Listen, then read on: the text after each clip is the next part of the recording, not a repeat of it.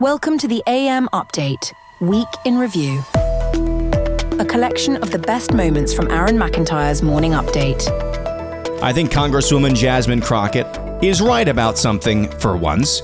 Here she is on ABC News, absolutely mocking Texas Governor Greg Abbott. Listen to this. But right now, the governor has decided that he wants to waste more of Texans' resources by deciding that he's going to send out the troopers. And listen, I don't even think that he's going to do that. I think he's just talking. Earlier today, I posted a copy of the warrant that was signed by the speaker, because it's the Speaker of the House that can put the call on the House, not the governor. And no one came to get me last time. In fact, it is a cute little warrant that has a cute little frame on it. And so they like to talk a big game, but the reality is that, number one, you have a lot of intelligent attorneys that actually serve in the Texas House. And so they know that there's nothing that he can do outside of the Texas jurisdiction to bring them in. So there's Congresswoman Jasmine Crockett just mocking Texas Governor Greg Abbott and his attempts to bring lawmakers back to Austin to actually delegate and legislate, I should say, over this special session. Here's the thing, Jasmine Crockett is absolutely right when she says that I don't think Greg Abbott's going to do anything. I think he's just talking. I don't think there's going to be actually any action taken. She is absolutely 100%, 200 proof, right on the money. Because if there's anything that Texas Governor Greg Abbott is good at, it's strongly worded letters. In fact, I think he got strongly worded letters, that phrase, trademarked. I think it's trademarked. If you look it up in the U.S. Patents Office or whatever office deals with trademarks, you're going to see Governor Abbott's signature and name right next to that phrase, strongly worded letter. There's going to have to be handcuffs. I'm so sick of writing headlines. So sick of writing artwork for this podcast and others. Where's the arrests? Where's the handcuffs? You can't just keep talking a big game like this, because otherwise numbskulls like Jasmine Crockett are going to pull your pants down like you just heard there. How embarrassing is that? If you're Greg Abbott, that's somebody who is just... She is not an intelligent person. She's got a big mouth, and that's just about it. But on this issue, she's absolutely pantsing you. Because you know, and she knows that you know, that you're not going to hold anybody accountable. So she can just run her mouth all she wants. That's embarrassing. That's humiliating. And she will continue to be right until she's not. So, for the upteenth time, we need arrests. We need to see handcuffs. That's all. That's the end.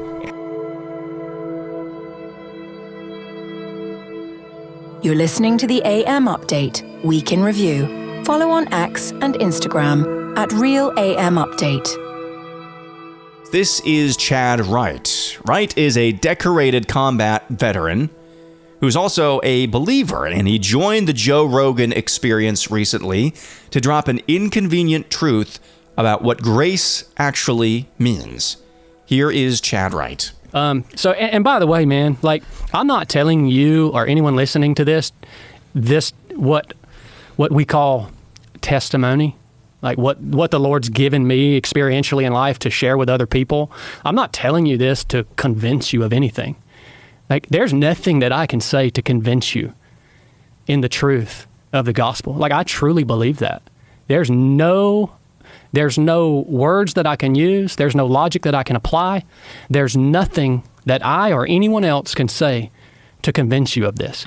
And it goes back to what we started off in the conversation with, of these things must be spiritually discerned. And it is by grace, God's grace, that we are made alive and able to discern the truth of these things.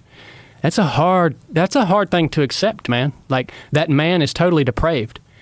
And I can't say anything to convince anyone of the truth of these scriptures. But the scriptures are dripping, literally dripping with that very fact. That's the interesting thing about the scriptures. They leave nothing for man. Like, it's almost the single thing that separates what's contained in the Holy Scriptures from other religious philosophy. It literally leaves nothing for man. What do you mean by that? meaning there is nothing that you can do to be made righteous in the eyes of the Creator. There is nothing that you can do to save yourself. As a matter of fact, without the grace and the help of the Almighty, you can't even believe the truth. You won't do it. You are spiritually dead prior to regeneration. You see what I'm saying? When you're dead, if we had a dead man laying on the floor right here, and I said, "Dead man, hearken unto my voice. There is a hospital a mile down the road, and if you'll get up and walk to that hospital, or you'll allow me to take you to that hospital, they'll shock you and bring you back to life." Is he going to respond to that message? He's going to lay there dead, right? Yeah. We're dead spiritually until we are made alive by the grace of the Almighty. It leaves nothing for man. Not a thread. That is former Navy SEAL, now entrepreneur and motivational speaker Chad Wright, dropping some difficult truth bombs on the Joe Rogan Experience recently. It's one of many clips I've seen floating around. Be curious to know what you think of that. I especially am intrigued, and I do tend to agree with the overall point that you heard in just that brief clip, which is, yes, the Bible is dripping with evidence. Yes, history is dripping with evidence. Yes, all that is true. Yes, the Bible is philosophically, logically consistent throughout. The mere fact that we even have something called a Bible is evidence. It testifies to the truth of what's actually in the Bible. But at the end of the day, faith is faith. You're going to place your faith in something at the end of the day. And I think that's what he's talking about. Why? By the grace of, it is only by the grace of God that we actually come before the throne. That is only by the grace of God. We have hard hearts. The Bible is replete with saying hard hearts. And it's only by his grace. There can be any amount of evidence, but only the Holy Spirit can replace that heart of stone with a heart of flesh. It was incredible to hear that again on the Joe Rogan Experience.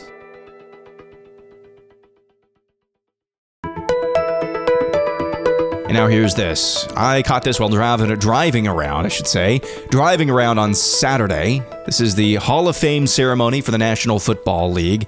The first inductee this year is Jared Allen of the Chiefs, Vikings, and one season with the Carolina Panthers. His entire speech was really, really good. Very well spoken. A lot better spoken of a guy than I thought he was. I knew he always spoke his mind.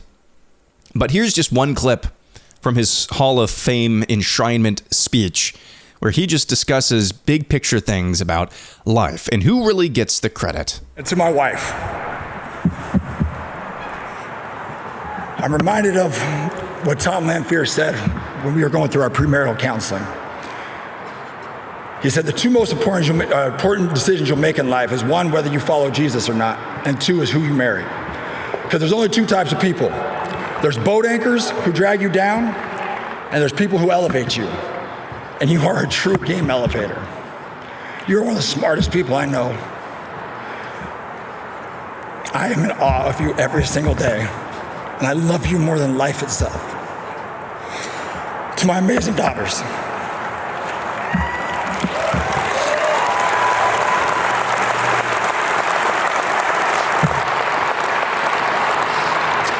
Brindley and Lakeland, through this process, the word legacy has been talked about a lot. The Hall often says they're here to tell my story. Well, I'm here to tell you too, you are my greatest accomplishments. When I get called home to heaven one day, if all they talk about is this gold jacket, my career, then I failed miserably as a father, a husband, and a friend. You two are my legacy. You are both so talented. And I cannot wait to see what you decide to do and to conquer this world. So always put Christ first, find your why, dream big dreams, and always pursue greatness in whatever you do. Thank you all, and may God bless you all. That is now NFL Hall of Famer Jared Allen, and his entire speech was really good. Some laughs, some big picture comments, some really good, incisive commentary as well. And it was not so much, you wouldn't have known that this was anything about football when you started listening to his comments. And finally, air analysis, slightly acidic, mostly necessary. That is a guy who understands what is really the priority in life. We're heading into football season now. And believe me, I'll just be honest with you. There are some times when I, in the past, have probably put a little bit too much of a priority on football. But yet here is a Hall of Famer who takes time out of one of the biggest moments in his life, takes basically the entire speech, if you listen to the whole thing, to really put into focus what really is truly important in life. You just heard him there in his enshrinement speech, wearing the gold jacket for the first time. The adulation of a crowd and millions on television. And he's putting the focus where it really belongs, on his faith and his family. I know that sounds cliche, but the reason cliches are cliches is because there's always a grain of truth. That should be a challenge to every male in this audience, or any audience. If that guy, who has made millions of dollars playing a game, and playing at the top of the game, so much so that he gets inducted, one of fewer than 400 people in the Hall of Fame, if he knows the real priorities in life, what are the rest of us doing? There was a time in my life, kind of made an allusion to this yesterday during air analysis, after the Jared Allen Hall of Fame, Pro Football Hall of Fame induction speech. There was a time in my life not too long ago that this time of the year, August, late July to late August, was my favorite time of the year. Like, seriously, my favorite time of the year. The anticipation for football season, I liked just as much, if not more than, football season. But I've been sensing something growing over the past few years, or something waning, maybe a more accurate way of saying that, and it's that very sense of anticipation. Now, if you're, I don't want to make vast stereotypes, but it's more likely than not, if you're a male in this audience, you probably have more in common with what I'm talking about than if you're of the Famali persuasion. And I can't quite put my finger on why my interest both in the National Football League and college football is waning. The era of woke is almost over. Colin Kaepernick seems like a fever dream when it comes to the NFL. By the end of last season, the NFL announced no more slogans, BLM slogans, painted in the end zone. Especially at the collegiate level, in college football, it's very much right-wing coded. Yet my interest in football this year, it's not like I don't have any interest, but the natural interest that I once had just is not there. And like I said, I can't put my finger on it. There could be a number of things. Number one, just I'm not depressed. I'm busy, but I'm not depressed. It's not that. Number two, I think with college football, it's just really hard to invest any study or time into college football right now. Because the players, by and large, just do not stay in the same schools that they were at. They're moving up, they're moving down, they're moving away. It's hard to invest in any of those personalities, figures, stories when it comes to college football, just because the way the sport has changed, especially in the last 5 years. So that's a possibility. The other possibility is, for the second straight year, it seems like both NFL and college are starting earlier than they normally do. That was definitely true. I can't remember a Hall of Fame game in July. Well, July 31st, there was the Hall of Fame game in Canton, Ohio.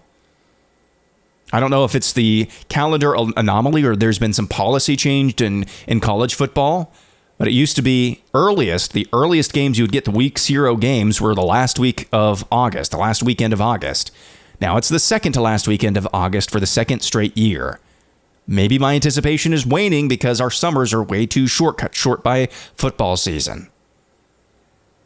The other possibility in both cases is I'm just getting older and these things mean less and less to me. So I want to know, this is going to be the genesis of the poll of the week posted later on today over at Real AM Update on X. If you cared about football at all, or still currently care about football, Is your interest in this particular season waning? Do you sense that? I mean, another example. I have all three in my possession. I have all three of the college football preview magazines, the main ones anyway. That's Phil Steele, Lindy's, and Athlon. I purchased two. The third one, Phil Steele, was given to me. I barely read any of the Lindy's, and I've not read any of the Athlon. I don't have the motivation. I can't put my finger on why that is this year. You're listening to the AM Update, Week in Review. Follow on X and Instagram at Real AM Update. On the heels of the air analysis I did the other morning, we're just talking about how the thrill is gone when it comes to this time of the year in anticipation for football season. I asked you on the heels of that episode if you're typically a football enjoyer. So this is just for people who are typically football enjoyers, football fans. When it comes to the approaching season, are you 1, less hyped than usual, 2, about the same, 3, more hyped than usual, or 4, it's complicated? In fourth place is number 3, more hyped than usual. Just 7% said, I'm more hyped than usual. In fourth place, it's complicated at 8.6%. Second place, number 2, just about the same, 38.7%. And number 1 agrees with me, less hyped than usual at 45.7%. Here's what you had to say. Right Wing Dad says, as a Bama fan, I used to be a happy person. Now I'm starting to understand how other teams feel since Saban is gone. Right Wing Dad, put a pin in that. I'm going to come back to that a little bit later. Don't drone me, bro, says, it's the only sport left of the major professional sports leagues that I would sit down and watch a full game of my home team. That said, it's not something that I rearrange my entire day around to make sure I don't miss a snap. I'm typically ducking in and out and enjoying the outdoors or getting stuff done around the house while the game is on. Daniel says, I play fantasy football yearly, but it's really become a game of data and trend analysis to me. I rarely watch the actual games on TV anymore. I'm also getting older and doing house projects. It gets me way more hyped. I just bought a new table saw and I'm ready to put that to use. Love that, Daniel. And yeah, fantasy football has kind of always been a trend analysis game to me. And if you want to put the work, if it's that to you and trend analysis is kind of a hobby for you, then go for it. This is not meant to be a put down, just my situation. I'm not I just don't have the time to devote to the trend analysis part of this. So I'm just kind of going by my gut when it comes to fantasy football. I just do one league a year. I've been doing it for a decade and a half or so. Some call me Tim says, for about the past 10 years, I've been less and less focused on sports. If I have a chance to go to a baseball or hockey game, I will. Other than that, I don't hardly follow sports except an occasional standings check. That's kind of me with baseball. And I maybe checked the standings in baseball once this year, and it was like in May. Joe says, I'm super stoked for my son's junior season of high school football. Other than that, meh.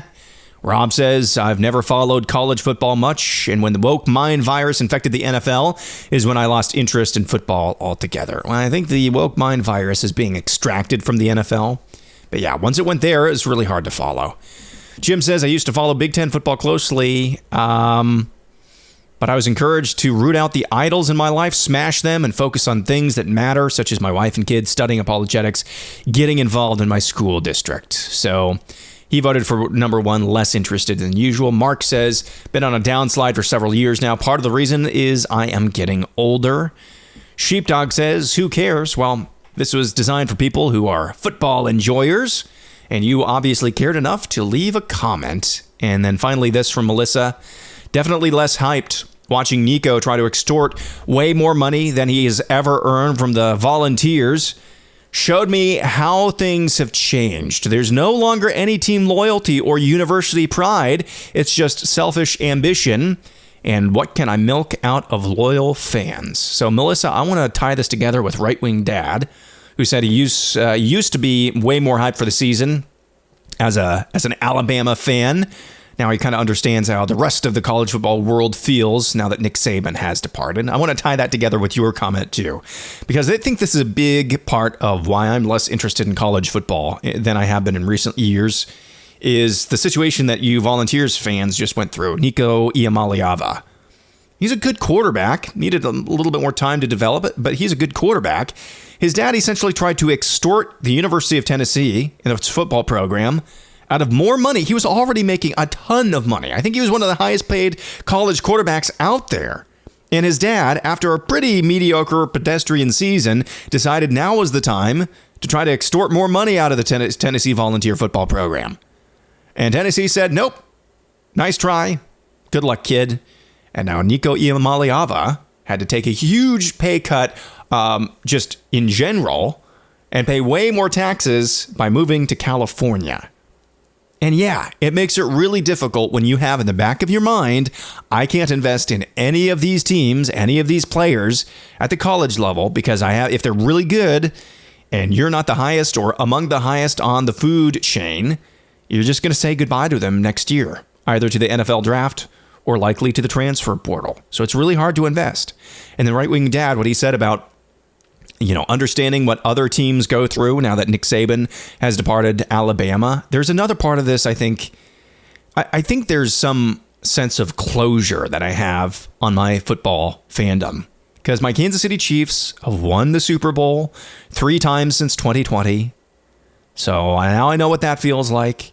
I also know that my Iowa Hawkeyes are never, ever, ever, ever, ever, especially, and maybe this was always true, but especially in this world, are never, ever, ever, ever winning a national championship or making it deep into the playoffs. They just aren't.